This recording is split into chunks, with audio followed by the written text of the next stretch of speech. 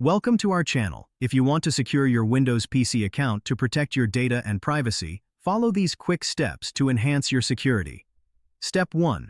Open Settings by pressing the Windows key and selecting the gear icon. Step 2. Click on Accounts to access account management options. Step 3. Select Sign-in options from the left sidebar.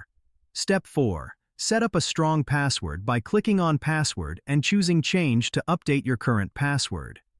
Step 5. Enable Windows Hello for biometric authentication by setting up face recognition or fingerprint if your device supports it. Step 6. Add a PIN for faster and more secure sign-ins by clicking on PIN and following the setup instructions. Step 7. Enable two-factor authentication by linking your Microsoft account to an authenticator app like Microsoft Authenticator. Step 8. Go to Update and Security in Settings and click on Windows Security. Step 9. Enable virus and threat protection and run a full scan to ensure your PC is secure. Step 10. Turn on firewall and network protection to block unauthorized access. Step 11. Regularly update Windows to receive the latest security patches and fixes. Don't forget to like this video and subscribe to our channel.